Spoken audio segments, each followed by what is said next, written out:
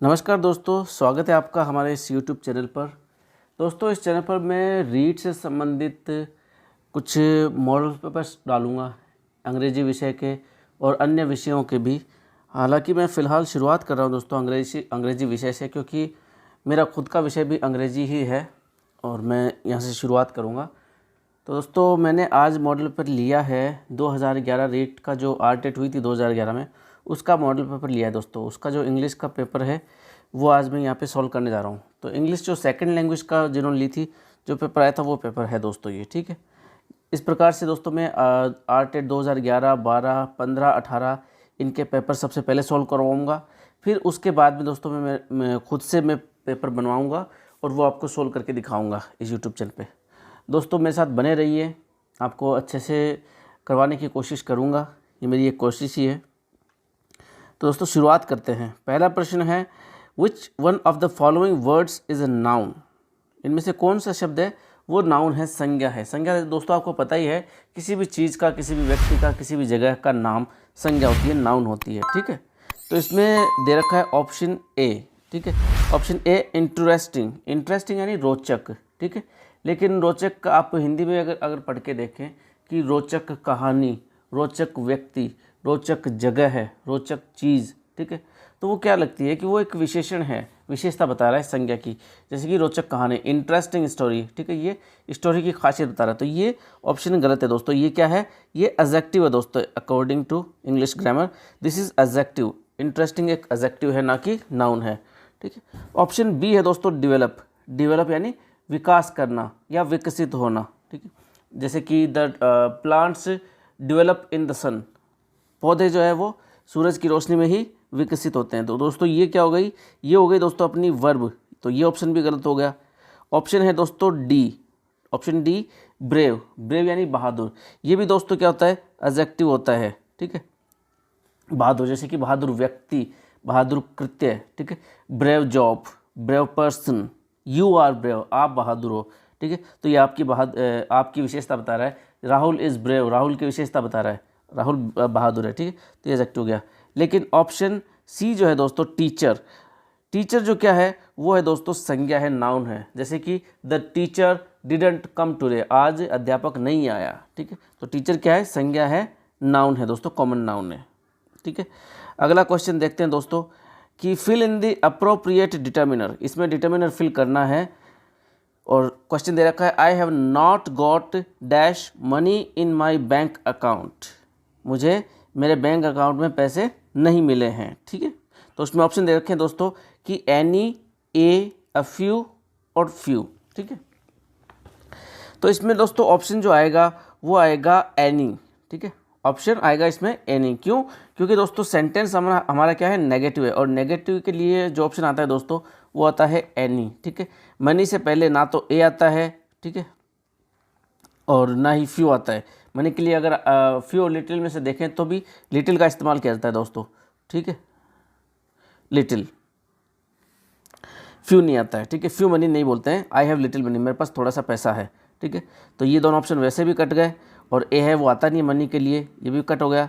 Money के लिए आएगा any. I have not got any money, क्योंकि नेगेटिव सेंटेंस आ जाए और आपको ये पूछ ले कि यहाँ पर एनी आएगा या सम आएगा, ठीक है।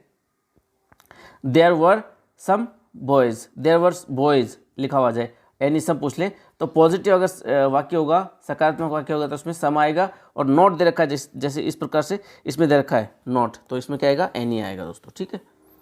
तो दोस्तों नेक्स्ट क्वेश्चन है हमारा कि supply the correct form of the verb remember in the following sentence. I dash your name, ठीक है, मुझे तुम्हारा नाम याद है, खालिस्तान, ठीक है। तो इसमें रिमेंबर वर्ब को फिल करना है। तो ऑप्शन दे रखा है दोस्तों am remembering, remember, was remembering या हैव रिमेंबर, ठीक है दोस्तों। तो सबसे पहले दोस्तों मैं आपको बात बता दूं कि ज़्यादातर केसेस में ये होता है कि रिमेंबर जो है वो आईएनजी फॉर्म में आता ही नहीं है, ठीक है। प्रोग्रेसिव फॉर्म में इसको यूज़ नहीं किया जाता है, आईएनजी नहीं बनता है रिमेंबर का ज़्यादातर केसेस में, ठीक है। तो यहाँ पर भी आईएनजी नहीं बनेगा रिमेंबर का, ठीक है। तो जितने भी ऑप्शन है जिनमें आईएनजी दे रखा है वो ऑप्शन ऑटोमेटिकली कट हो गए दोस्तों। कुछ वर्ब्स होती हैं जो आईएनजी में नहीं आती है, जैसे कि नो है, परसेप्शन की वर्ब है ये, नो, KNOW, नो यानी जानना, नो, फील, टेस्ट या रिमेंबर, ये सब जो है आईएनजी की फॉर्म में नहीं बनती है, ठीक है। तो ये दोनों ऑप्शन तो वैसे ही कट हो गए दोस्तों, और बचा ऑप्शन बी और डी। तो ऑप्शन डी की बात करें दोस्तों तो ऑप्शन डी में क्या है, हैव रिमेंबर। आपको पता है दोस्तों कि हैज़ हैव आता है वो प्रेजेंट परफेक्ट में आता है। प्रेजेंट परफेक्ट का क्या फॉर्मूला रहता है, has have plus third form, has have plus third form, verb की थर्ड फॉर्म। लेकिन यहाँ पर वर्ब की फर्स्ट फॉर्म ही दे रखी है रिमेंबर, तो ये ऑप्शन ऑटोमेटिकली वैसे ही गलत हो गया, आईएनजी वाले पहले गलत हो गए थे। तो इसमें क्या आएगा, ऑप्शन बी। ऑप्शन क्या आएगा, B, remember. I remember your name, मुझे आपका नाम याद है। नेक्स्ट क्वेश्चन देखिए दोस्तों, pick out the correct verb form. इसमें भी वर्ब भरनी है दोस्तों कि she was walking along the road when she dash him. जब वह रोड पर जा रही थी तो वह उससे मिली। ठीक है, तो इसमें क्या होता है दोस्तों, फॉर्मूला रहता है कि इसमें दो सेंटेंस दे रखे हैं, दो वाक्य दे रखे हैं। एक तो है she was walking along the road और एक है शी डैश हिम। ठीक है, एक तो वो था कि वो सड़क पर जा रही थी और एक वह उससे मिली। ठीक है, ये वाक्य।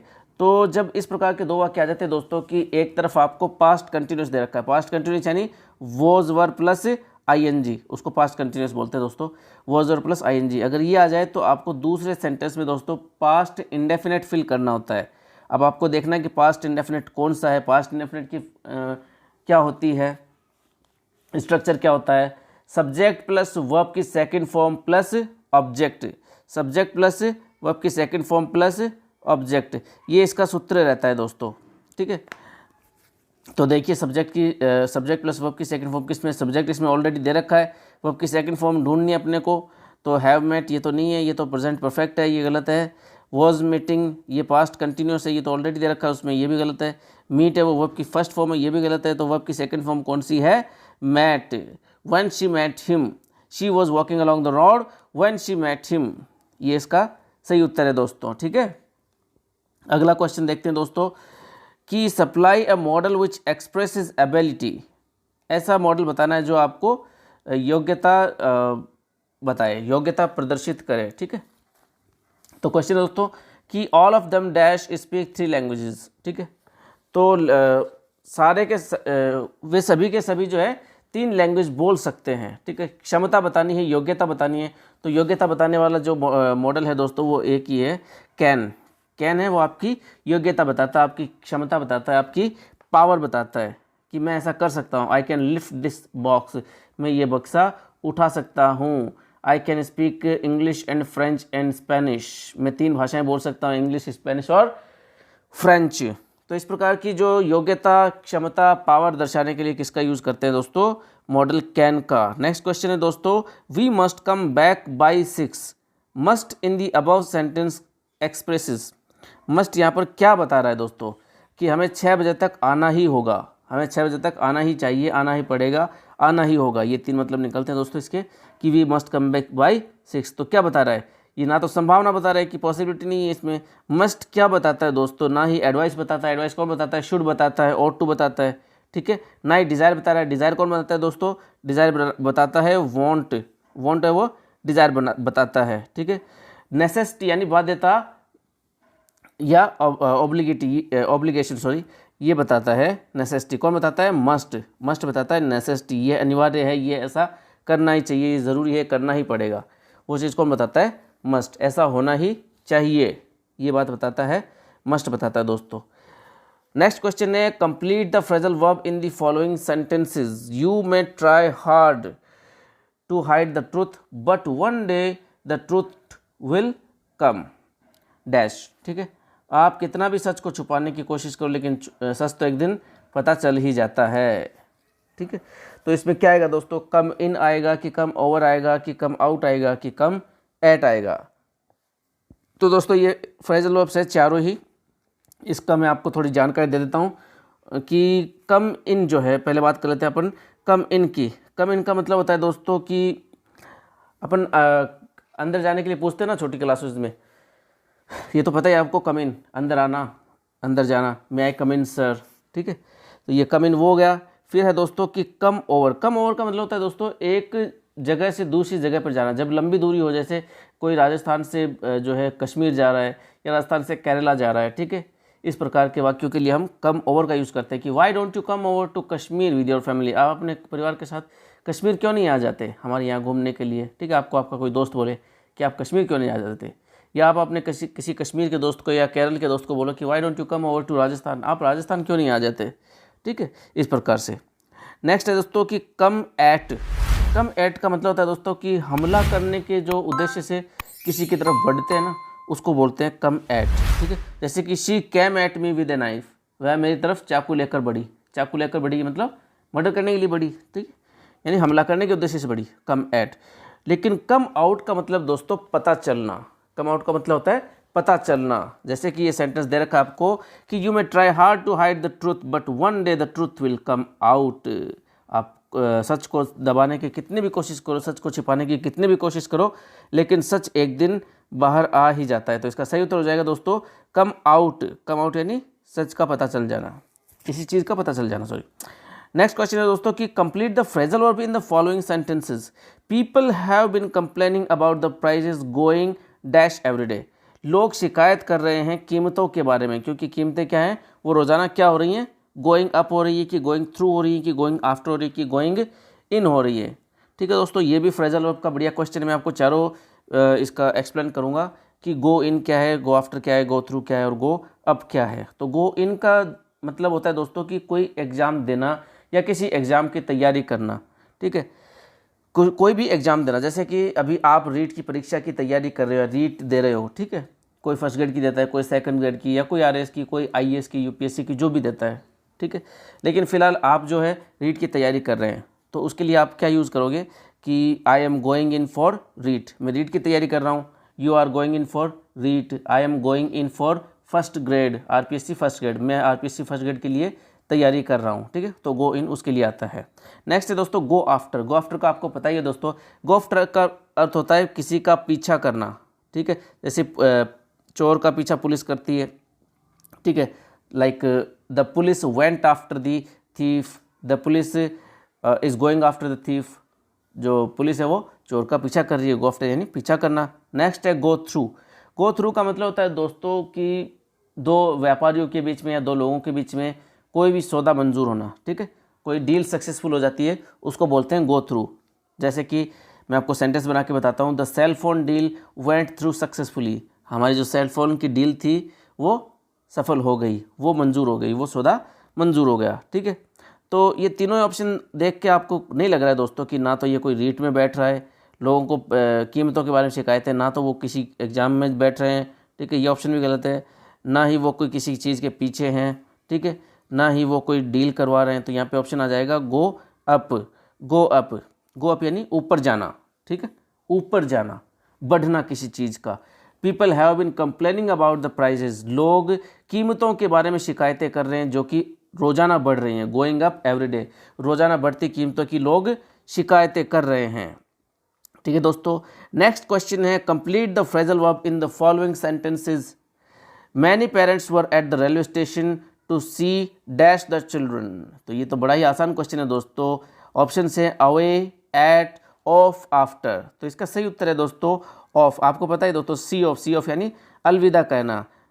कई पेरेंट्स आए थे, कई माता पिता रेलवे स्टेशन पर आए थे अपने बच्चों को अलविदा कहने के लिए। कहीं जा रहे होंगे बच्चे, कॉलेज, स्कूल या जहाँ कहीं भी कोचिंग के लिए जा रहे होंगे, उनको अलविदा करने के लिए आए थे अपने बच्चों को। नेक्स्ट क्वेश्चन है दोस्तों कि which one of the following phrasal verb means to remove. कि मतलब इनमें से जो फ्रेजल वर्ब है दे रखी है, इनमें से किसका मतलब होता है रिमूव का। पुट ऑन होता है कि टेक ऑफ होता है। रिमूव यानी हटाना या निकालना या उतारना, जो भी है। ठीक है, मतलब दूर करना। तो पुट ऑन है कि टेक ऑफ है कि पुट अप है कि गेट ऑफ है। तो दोस्तों मैं आपको हर एक का बताऊंगा यहाँ पर कि गेट ऑफ। सबसे पहले गेट ऑफ का देख लेते हैं। ठीक है, गेट ऑफ का मतलब होता है दोस्तों किसी चीज़ को या किसी वस्तु को या किसी व्यक्ति को खुद से अलग करना, खुद से दूर करना, खुद से हटाना। ठीक है, कोई हमारे पास से इंसान है तो कहते हैं गेट ऑफ मी, मेरे से दूर हट जाओ। ठीक है, कोई हमारे पास आने की कोशिश कर रहा है, हम उससे बोलते हैं कि गेट ऑफ मी, मेरे से दूर चले जाओ। दूसरा है दोस्तों कि पुटअप। पुटअप का क्या अर्थ होता है दोस्तों, पुटअप होता है मतलब किसी लड़ाई में हिस्सा लेना या किसी खेल में हिस्सा लेना, उसको बोलते हैं पुटअप। जैसे कि मैं आपको सेंटेंस बना के दिखाता हूँ। The Indian team put up a great performance. आज भारतीय टीम ने एक अच्छा प्रदर्शन दिया, अच्छी तरह से खेले वे लोग। पुट अप यानी अच्छा परफॉर्मेंस देना परफॉर्म करना यानी। नेक्स्ट क्वेश्चन है दोस्तों पुट ऑन का मतलब होता है दोस्तों कि टेलीफोन पर किसी से बात करवाने के लिए कहना, ठीक है। मान लीजिए आपका दोस्त है कोई राकेश, आपने उसके घर पे फ़ोन किया, फ़ोन उसके पापा ने उठाया, आप उसके पापा को क्या बोलोगे कि अंकल मुझे राकेश से बात करवाइए, ठीक है। तो आप क्या कहोगे, can you please put Rakesh on uncle, क्या आप मेरी राकेश से बात कर सकते हो। पुट ऑन यानी टेलीफोन किया आपने किसी को और उससे कह रहे हो कि उससे बात करवाए, पुट ऑन, ठीक है। तो हमारा उत्तर यहाँ पर दोस्तों निकल के आता है, ना तो गेट ऑफ है, ना दूर करना हो रहा है इसका मतलब रिमूव का, ना पुट ऑन का है, ना पुट अप का है। इसका रिमूव का अर्थ होता है टेक ऑफ। टेक ऑफ का मतलब होता है हम अपने कपड़े निकालते हैं, उतारते हैं। रिमूव का अर्थ होता है टेक ऑफ, ठीक है। गेट ऑफ आपको लग रहा होगा कि इसका अर्थ है, लेकिन गेट ऑफ नहीं दोस्तों। गेट ऑफ का अर्थ होता है खुद को किसी चीज़ से दूर करना, ठीक है। और ये होता है कि रिमूव करना, रिमूव यानी निकालना, हटाना, ठीक है। यानी कपड़े उतारना या जूते उतारना, ठीक है। आई टुक ऑफ माई शूज़, मैंने अपने जूते उतार दिए। इस प्रकार के सेंटेंसेस में टुक ऑफ का इस्तेमाल होता है दोस्तों। तो नेक्स्ट क्वेश्चन है दोस्तों कि we decided to put off our visit to Kashmir till October. We decided to put off, हमने हमारी जो अक्टूबर में हम जो कश्मीर जाने वाले थे उसको हमने अक्टूबर तक पुट ऑफ कर दिया, यानी कैंसिल कर दिया एक बार के लिए। तो पुट ऑफ का अर्थ क्या होता है दोस्तों, पुट ऑफ यहाँ पर ना तो अरेंज अर्थ है पुट ऑफ का, ना ही, एक सेकेंड, हाँ, पुट ऑफ का मतलब यहाँ पर ना तो अरेंज से दोस्तों, अरेंज यानी व्यवस्था करना, प्लान यानी योजना बनाना, योजना बनाने का भी नहीं है, ना ही रिजेक्ट करने का है, ठीक है। रिजेक्ट करना यानी उस काम को नहीं करना, रिजेक्ट करना, नकार देना। और पोस्टपोन यानी उसको टाल देना एक बार। पुट ऑफ का अर्थ होता है टाल देना, पुट ऑफ यानी पोस्टपोन करना, पोस्टपोन कर देना कि हमने हमारी कश्मीर जाने वाले थे उस विजिट को हमने पोस्टपोन कर दिया है, एक बार के लिए कैंसिल कर दिया है। कब तक के लिए, अक्टूबर तक के लिए, टिल अक्टूबर। नेक्स्ट क्वेश्चन है दोस्तों देखिए, there isn't enough money so we must cut down expenses.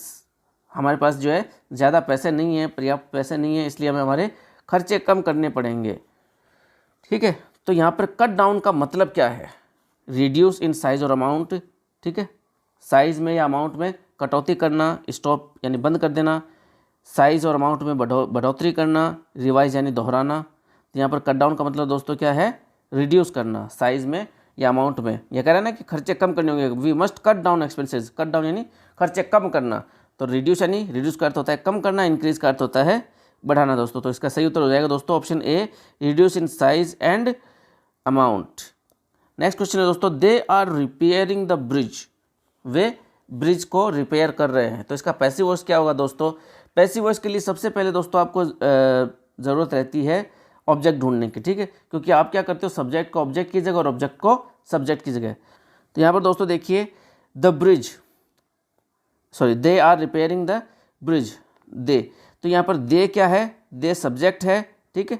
Are क्या है, ये हेल्पिंग वर्ब है, और रिपेयरिंग क्या है, ये मेन वर्ब है, और द ब्रिज ये क्या है, ऑब्जेक्ट है। आपको इतना ही काम रहता है दोस्तों पैसिव में, सब्जेक्ट और ऑब्जेक्ट को पहचानना, ठीक है। तो सबसे पहले आप ऑब्जेक्ट को सब्जेक्ट की जगह पर रखेंगे, ठीक है। आप ऐसा ऑप्शन देखेंगे जहाँ पर ऑब्जेक्ट सब्जेक्ट की जगह नहीं है, वो ऑप्शन पहले से ही कट जाएगा, ठीक है। लेकिन अपना ऑब्जेक्ट क्या है, द ब्रिज। तो इन चारों ऑप्शनों में क्या दे रखा है, देखो the bridge the bridge the bridge the bridge. तो इसका मतलब यहाँ तक तो अगले ने सही लिखा है, ठीक है, द ब्रिज।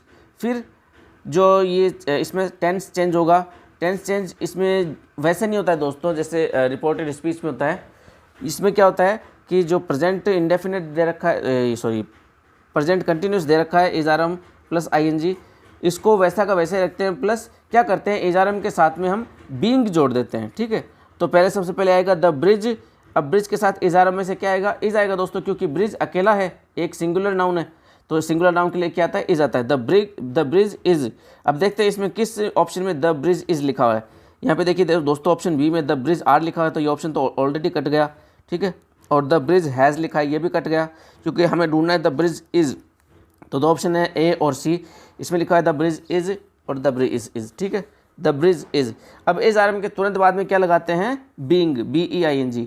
तो इसमें ऑप्शन सी सही हो जाता है, the bring is being repaired. Repair की थर्ड फॉर्म आ जाती है, आपको पता ही है, पैसिव वॉइस में क्या रहता है, वर्ब की थर्ड फॉर्म रहती है दोस्तों। तो इसमें ऑप्शन क्या सही हो जाएगा, option C, the bridge is being repaired.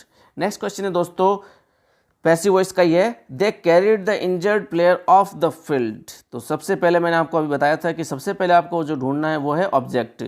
तो इसमें सब्जेक्ट क्या है, दे सब्जेक्ट है, कैरीड क्या है, वर्ब है, और इसमें ऑब्जेक्ट क्या है दोस्तों, ये पूरा का पूरा ये क्या है, ये ऑब्जेक्ट है द इंजर्ड प्लेयर, ठीक है, द इंजर्ड प्लेयर, ठीक है, और वर्ब क्या हो गई, कैरी ऑफ, ठीक है, और ये सेकंड ऑब्जेक्ट हो गया द फील्ड।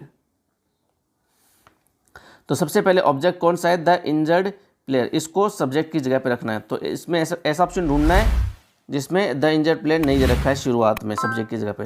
तो ऑप्शन ए है, उसमें जो है ये नहीं दे रखा है, ठीक है, द इंजर्ड प्लेयर, क्योंकि इसमें क्या दे रखा है, ऑफ द फील्ड, ये ऑब्जेक्ट नहीं है दोस्तों, ऑब्जेक्ट क्या है, द इंजर्ड प्लेयर। तो बाकी तीन ऑप्शन है बी सी डी, इनमें दे रखा है इंजर्ड प्लेयर नहीं, यहाँ तक तो सही है, द इंजर्ड प्लेयर, ठीक है। फिर ये दोस्तों पास्ट इंडेफिनेट है, पास्ट इंडेफिनेट का पैसिव कैसे बनाते हैं, वॉज वर्ब प्लस वर्ब की थर्ड फॉर्म। अब इसमें देखना है कि वॉज वर्ब किस में दे रखा है, ठीक है, नीचे से देखते हैं दोस्तों। तो इसमें द इंजर्ड प्लेयर के बाद में हैज़ दे रखा है, ये गलत हो गया। द इंजर्ड प्लेयर बी दे रखा है, ये भी गलत हो गया। फिर दे रखा है the injured player was carried of the field bye them, ये ऑप्शन सही हो जाता है दोस्तों, क्योंकि इसमें वॉज भी है और वर्ब की थर्ड फॉर्म भी है। तो इसका सही उत्तर हो जाएगा दोस्तों the injured player was carried of the field bye them. तो नेक्स्ट क्वेश्चन है दोस्तों, देखिए, he said Kavita when is the next train. इसका रिपोर्टेड स्पीच है दोस्तों, इसका रिपोर्टेड स्पीच में कन्वर्ट करना है, इनडायरेक्ट स्पीच में चेंज करना है, sorry. He said Kavita when is the next train, ये दोस्तों इंटेरोगेटिव सेंटेंस है ये। तो इसमें कुछ तो इसने अगले ने सॉल्व कर रखा है, ठीक है। सैड है, उसको हम क्या करते हैं, टोल्ड या आस्क में बना देते हैं। चूंकि ये इंटेरोगेटिव सेंटेंस है तो इसको टोल्ड नहीं बनाएंगे, इसको क्या बनाएंगे, आस्क। तो हमें क्या ढूंढना है, ही आस्क्ड वाला ऑप्शन ढूंढना है। चारों ऑप्शन में क्या दे रखा है, ही आस्क्ड, ठीक है। अब हमें ये देखना है दोस्तों कि आस्क के साथ में कभी भी टू नहीं लगता है, ठीक है, आस्क के साथ कभी भी टू नहीं लगता है। तो दो ऑप्शन दे रखे हैं जिनमें टू लगा रखा है, तो ये दोनों ऑप्शन ऑलरेडी गलत हो गए, ही आस्क्ड टू, ठीक है। अब हमें ऑप्शन ढूंढना है कि ही आस्क्ड के बाद में कविता किस में, तो दोनों ऑप्शन में कविता है दोस्तों, ही आस्क्ड कविता, ऑप्शन ए में भी और डी में भी वही है, ही आस्क्ड कविता। अब देखना है हमें दोस्तों क्या डिफरेंस है कि ऑप्शन ए में तो दे रखा है दैट और इसमें कनेक्टिव लगा रखा है दैट और इसमें कनेक्टिव नहीं लगा रखा है। लेकिन दोस्तों मैं आपको बता दूं कि डायरेक्ट से इनडायरेक्ट बनाते समय आपको कनेक्टिव दैट का यूज़ करना पड़ता है, लेकिन WH इंटरोगेटिव अगर सेंटेंस हो और वो WH से शुरू हो तो उस वाक्य का हम इनडायरेक्ट बनाते वक्त, डायरेक्ट से इनडायरेक्ट बनाते वक्त WH को ही हम कनेक्टिव मान लेते हैं। WH वर्ड ही क्या होता है, कनेक्टिव होता है। तो एक सेंटेंस में क्या होता है दोस्तों कि दो कनेक्टिव नहीं आते हैं, ठीक है, एक ही स्थान पर दो कनेक्टिव नहीं आते। कुछ कनेक्टिव्स होते हैं जो पेयर्स में रहते हैं, उनका बात अलग है, कंजक्शन होते हैं कुछ ऐसे, लेकिन इंडिपेंडेंट जो होते हैं ना कनेक्टिव, वो दो एक साथ नहीं आ सकते। जैसे कि ऑप्शन ए में आ रहा है दैट और व्हेन एक साथ आ रहे हैं, तो ये नहीं आएगा, ठीक है, व्हेन के साथ में दैट नहीं आता है डायरेक्ट से इनडायरेक्ट बनाते वक्त। WH जितने भी वर्ड हैं, who, why, where, when, how, ये सब कनेक्टिव के तौर पे काम करेंगे दोस्तों। तो इसमें ऑप्शन कौन सा सी हो जाता है, ही आस्क्ड कविता व्हेन, क्योंकि ऊपर वाले में दैट कनेक्टिव आ गया है और दैट कनेक्टिव WH सेंटेंस में नहीं आता है, ठीक है। तो ऑप्शन हमारा सही हो जाता है दोस्तों कि he asked Kavita when the next train was, ठीक है दोस्तों।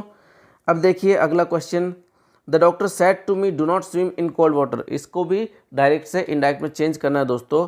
कुछ तो इसने कन्वर्ट करके दे रखा है कि the doctor advised me, doctor ने मुझे सलाह दी। अब देखो दोस्तों, ये डू नॉट वाले जितने भी सेंटेंसेज हैं इनको हम दो तरीक़ों से बना सकते हैं, ठीक है। एक तो फॉरबैड का इस्तेमाल करके, फॉरबैड यानी मना करना, और एक है कि हम इनको एडवाइज और इन सारी चीज़ों से इस्तेमाल करके, रिक्वेस्ट जो भी है। तो देखिए दोस्तों, इसमें इसने सेंटेंस बना रखा है कि the doctor advised me, doctor ने मुझे सलाह दी। तो क्या होगा दोस्तों, एडवाइज्ड मी के बाद में तुरंत क्या, अगर फॉरवर्ड आता है तब तो नोट लगाने की आवश्यकता नहीं रहती है, लेकिन फॉरवर्ड के अलावा कोई भी शब्द आए, एडवाइज, ऑर्डर या रिक्वेस्ट जो भी आए, उसमें नोट लगाने की आवश्यकता रहती है दोस्तों। The doctor advised me, advised के बाद में ऑब्जेक्ट आएगा और ऑब्जेक्ट के तुरंत बाद में नोट आएगा, द डॉक्टर एडवाइज्ड मी। अब देखिए इसमें किस वाक्य में तुरंत नोट है, तो एक ही सेंटेंस है जिसमें नोट दे रखा है दोस्तों, इसमें नॉट के बाद में आ जाएगा टू स्विम, ठीक है। इसमें दे रखा है डू नॉट स्विम, यहाँ पे टू स्विम बन जाएगा दोस्तों, नॉट के बाद में आ जाएगा to swim in the cold water, ठीक है। The doctor advised me not to swim in cold water. Next question है दोस्तों, pick out the sentences which has the same meaning as the following sentences. Same meaning ढूंढना है दोस्तों। तो person क्या दे रखा है, no person in my village is as wise as my uncle. मेरे गांव में ऐसा कोई भी इंसान नहीं है जो मेरे अंकल जितना बुद्धिमान हो। तो इसमें यही अर्थ निकलना चाहिए, ठीक है। और सेम मीनिंग वाला ऑप्शन ढूंढना है। तो अपन नीचे से शुरू करते हैं दोस्तों कि my uncle is wiser than some people in my village. मेरे अंकल जो है वो कुछ लोगों से होशियार है, सबसे तो होशियार नहीं है लेकिन कुछ लोगों से। लेकिन हमारा पर्सन क्या कहता है, क्वेश्चन क्या कह रहा है कि नो पर्सन, ऐसा कोई आदमी नहीं है मेरे गांव में जो मेरे अंकल जितना होशियार है, यानी सबसे होशियार है मेरे अंकल, ठीक है। लेकिन ये कह रहा है कि कुछ लोगों से, तो ये ऑप्शन तो वैसे कट गया। नेक्स्ट है माई uncle is the only wise person. Only भी नहीं बोला इसने कहा है कि मेरे गांव में है तो सही, लेकिन कोई भी इतना होशियार नहीं है जितने मेरे अंकल हैं। लेकिन ये तो कह रहा है कि एकमात्र है, तो ये एकमात्र वाली बात भी नहीं बोली ऊपर वाले में। फिर लिखा है कि there is no wise person in my village. मेरे गाँव में कोई भी होशियार आदमी है ही नहीं, ये भी गलत बात है। कोई तो क्यों नहीं है, इसके अंकल तो है ना खुद के, इसके अंकल भी और कुछ लोग भी हैं। ये कह रहा है कि no person in my village is as wise as. कोई भी मेरे गांव में ऐसा आदमी नहीं है जो इतना बुद्धिमान हो मेरे अंकल जितना, ठीक है। तो ये ऑप्शन जो ए है वो यही बात कह रहा है कि my uncle is the wisest person in my village. मेरे अंकल जो है वो मेरे गाँव में सबसे बुद्धिमान व्यक्ति हैं। यानी और भी बुद्धिमान लोग हैं, लेकिन सबसे बुद्धिमान कौन है, वो है मेरे अंकल। तो दोस्तों इसका ऑप्शन ए सही हो जाएगा, my uncle is the wisest person in my village. Next question देखिए दोस्तों, pick out the correct appropriate question tag. Question tag बनाना है दोस्तों, you didn't see him. Question tag कैसे बनाते हैं दोस्तों कि हमें जो हेल्पिंग वर्ब दे रखी है सबसे पहले उसको लिखेंगे। जैसे कि इस क्वेश्चन में दे रखा है यू डिडंट सी हिम, तो इसमें हेल्पिंग वर्ब क्या है, डिड, ठीक है, डिड। पहले डिड लिख देंगे, फिर लिखेंगे, देखेंगे इसमें नोट है या नहीं। अगर इस क्वेश्चन में सेंटेंस में नोट होता है तब तो हम नहीं लगाते हैं, और नहीं होता है तो हम लगाते हैं। जैसे कि इसमें लगा रखा है नोट, डिड नोट, ठीक है। यू डिडंट के अंदर नोट शामिल रहता है, यू डिडंट सी हिम, तो इसमें नोट लगा रखा है तो हम नहीं लगाएंगे। फिर क्या करते हैं कि जो सब्जेक्ट रहता है उसको लिख देते हैं, डिड यू लगा करके फुल स्टॉप लगा देते हैं, क्वेश्चन मार्क लगा देते हैं, ठीक है। तो इसके अनुसार देखिए कौन सा ऑप्शन बैठ रहा है। ऑप्शन बी बैठ रहा है दोस्तों, did you didn't see him, तुमने उसे नहीं देखा, है ना, ठीक है। क्वेश्चन टैग का मतलब होता है दोस्तों है ना, हम जो हिंदी में बोलते हैं ना, है ना, ठीक है। तुम रोज ट्यूशन जाते हो ना, इस प्रकार से बोलते हैं ना कंफर्म करने के लिए। देखिए नेक्स्ट क्वेश्चन है दोस्तों कि the word advocate is similar in meaning to. Advocate यानी वकील, वकील किसके समान शब्द है, एडवाइजर यानी सलाह देने वाला, वकील सलाह देने वाला भी होता है, सही बात है। स्कॉलर यानी विद्वान भी होता है, सपोर्टर यानी समर्थन करने वाला, और लॉयर तो वकील ही होता है, ठीक है।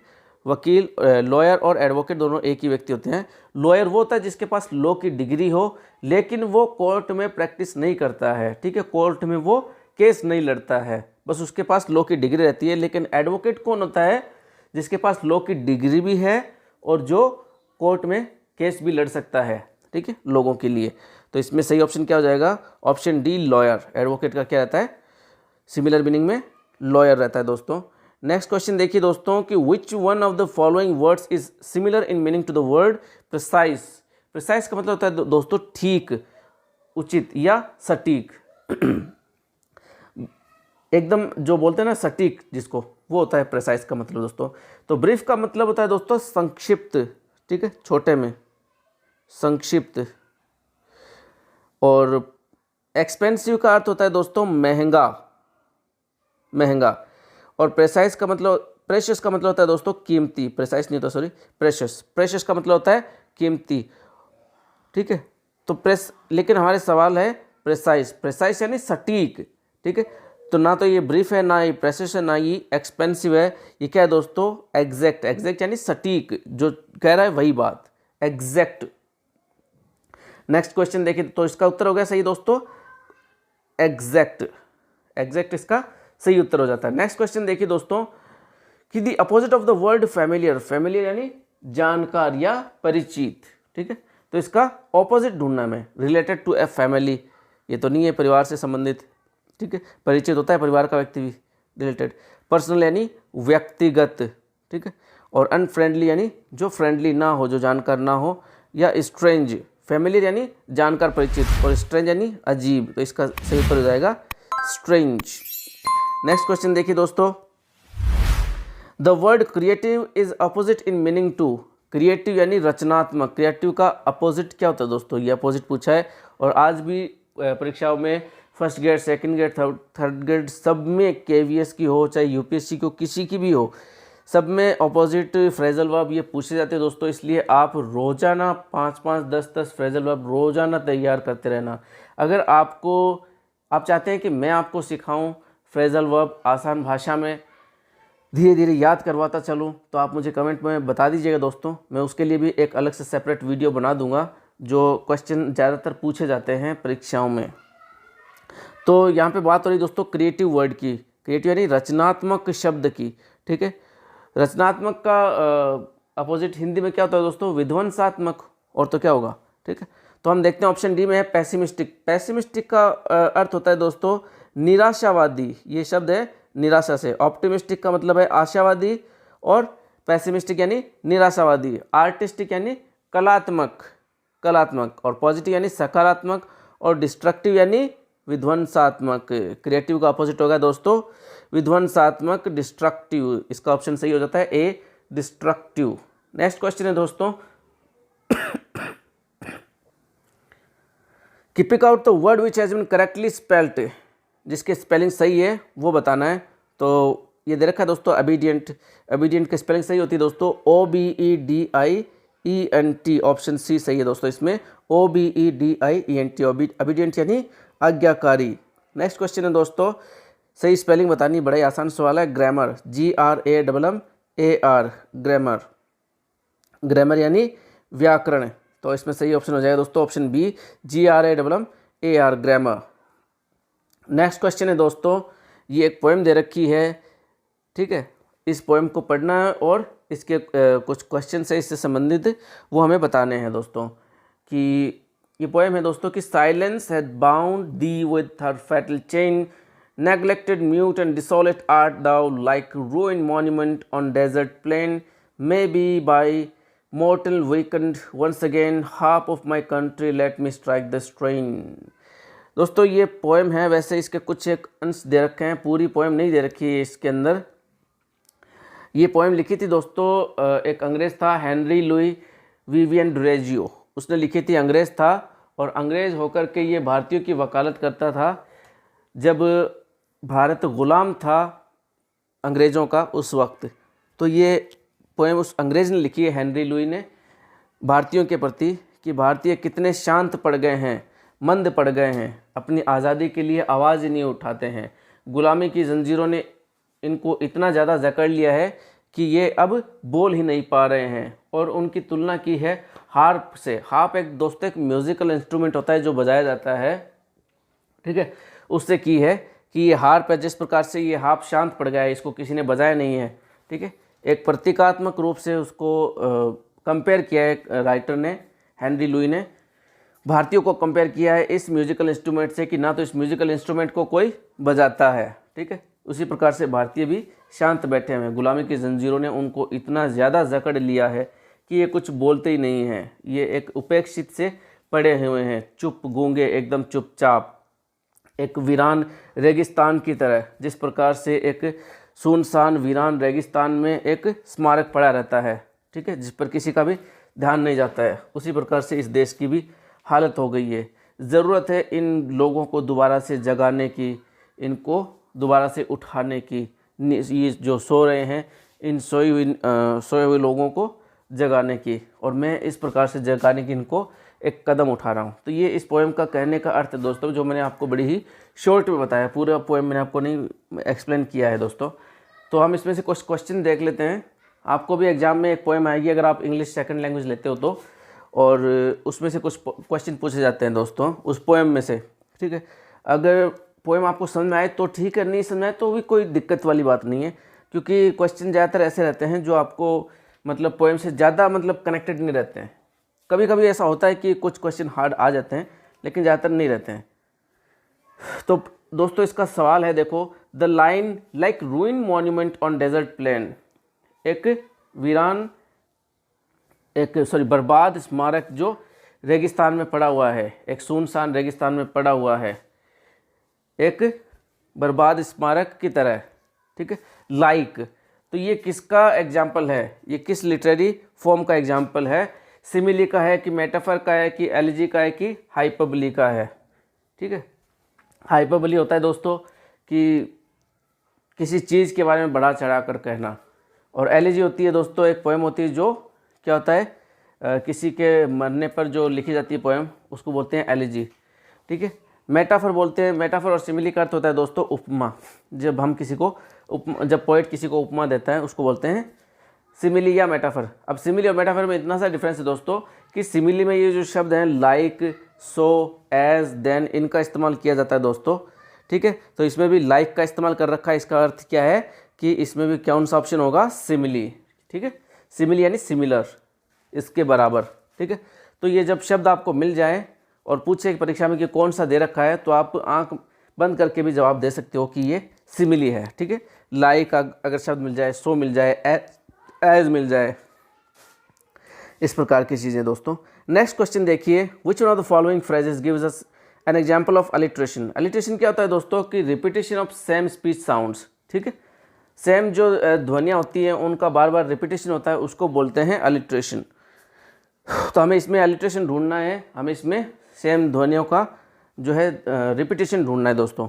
तो हाफ ऑफ माई कंट्री, इसमें तो नहीं है, इसमें कोई भी शब्द दोबारा नहीं टकरा रहे हैं, दोबारा नहीं बोला जा रहा है उनको। स्ट्राइक द स्ट्रेन, इसमें दोस्तों ज़रूर बोला जा रहा है से शब्द को। कौन सा शब्द? से शब्द, से को दोबारा बोला गया, एक तो स्ट्राइक में बोला गया है और एक स्ट्रेन में। अगला है विद हर फैटल चैन, इसमें भी कोई शब्द नहीं बोला गया है। दूसरा है डिसोलेट आर्ट दाउ, इसमें भी नहीं बोला गया है, ठीक है। तो इसका ऑप्शन सही क्या हो जाएगा दोस्तों? स्ट्राइक द स्ट्रेन, इसमें क्या है? अलिट्रेशन है। कौन सा शब्द दोहराया जा रहा है बार बार? स्ट्राइक में से को दोहराया जा रहा है, स्ट्राइक द स्ट्रेन, ठीक है दोस्तों। नेक्स्ट क्वेश्चन देखिए दोस्तों, a sonnet usually contents, sonnet में कितनी लाइन होती है दोस्तों? 14 लाइनों की कविता को क्या बोलते हैं? सोनेट बोलते हैं। सोनेट बोलते हैं किसको? 14 लाइनों की कविता को, ना तो 13 ना 15। अगर 15 हो गई तो वो सोनेट नहीं है, अगर 13 हो गई तो भी वो सोनेट नहीं है। सोनेट होने के लिए कितनी ज़रूरी है? 14 लाइन ज़रूरी दोस्तों, 14 तो होनी ही चाहिए, ठीक है। नेक्स्ट क्वेश्चन देखिए दोस्तों कि pick out the correct phonetic transcription ढूंढना है दोस्तों, ठीक है। अब इसमें दोस्तों ये कि इसको गलत लिखा गया है, बोर्ड ने इसको गलत लिख दिया है गलती से। इसमें ऑप्शन देखो, वैसे तो ए सही बता रखा है, इसमें थोड़ा लिखने में मिस्टेक हो गई है।